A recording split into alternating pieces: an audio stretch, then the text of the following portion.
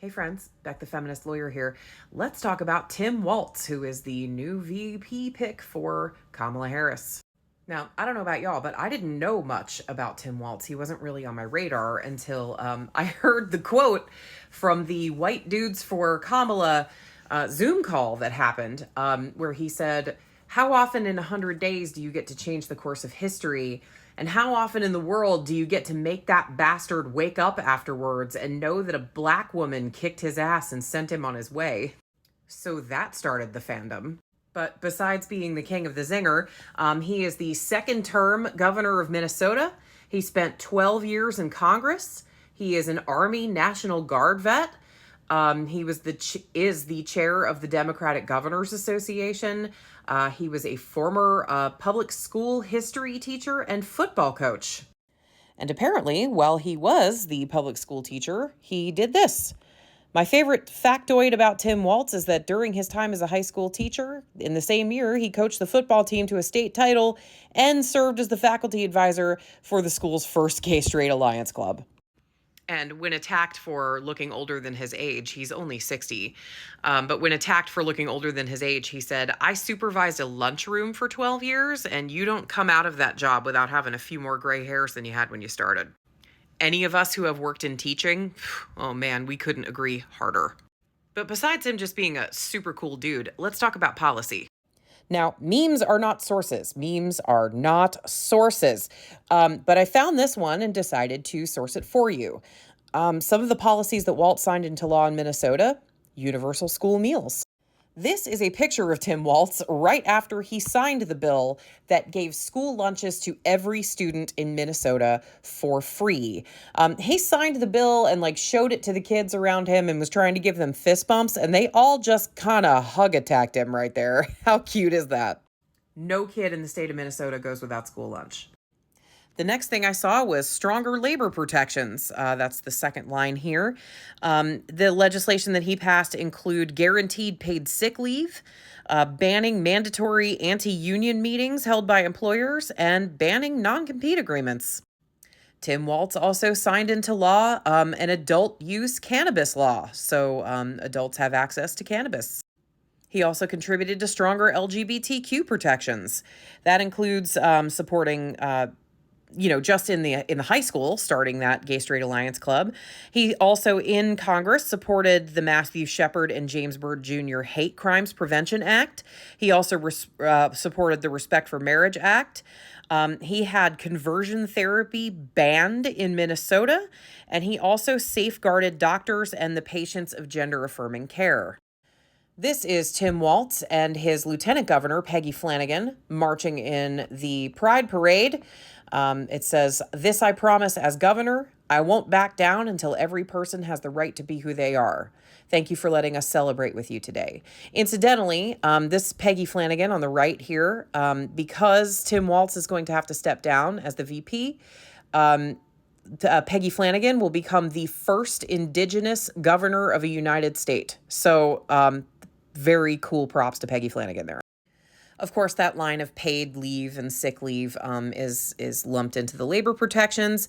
He made a bunch of strides towards Minnesota having 100% clean energy by 2030. He also, in Congress and in Minnesota, stood up for the preservation of reproductive rights. And I saw this $1 billion for housing, and I dived really deep into this one. He sponsored and passed a housing omnibus bill for his state, including a $1 billion investment, which was the largest investment in state history in housing. This included new housing buildings, reducing ownership disparities, expanding access to rental assistance, and all of this included $200 million in down payment assistance. $150 million of that was allotted for first-generation home buyers, $200 million in infrastructure support, $95 million in new workforce housing, $45 million for homelessness protection, and that was on top of $50 million for homelessness prevention that he had passed in the previous session. As far as gun safety is concerned, Tim Walz was formerly sponsored by the NRA. He was one of their favorite guys because he himself, hunts and uses guns for sport. and used to sort of stand up for a more conservative line on gun safety. But he has come out and said, just because I want you to be able to, hunt for sport, and I want you, to be able to have responsible gun ownership, that does not mean that I'm okay with weapons of war being found in our schools. So, in support of this, he passed legislation supporting universal background checks for gun ownership and red flag laws. So, if law enforcement believes that you might be a danger to yourself or others with a gun, they are able to intervene and try to prevent violence. Now, one of the coolest things that he has done, and this was just an amazing thing to look into, was this last line item, which is cutting child poverty. He established a new agency in Minnesota specifically targeted to this. He has expanded child tax credits, including sending rebate checks to families that have children, and it depends on the ages of the children and the number of the dependents. This way they can, it can help them afford childcare, groceries, rent, putting money away for an emergency. And a family with 3 kids under 5 could receive up to $10,500 in a lump sum to help them kind of get ahead. And so there was a 1/3 reduction in child poverty. And then on top of that, those kids are eating in school for free. He also, being a veteran, wants to increase veterans benefits. He wants to stand up for the veterans that have been, largely forgotten. And it's funny because the GOP talks all day long about, supporting your troops and, back in the blue and all this stuff. And meanwhile, you've got veterans that can't get health care. You've got veterans that can't get housing.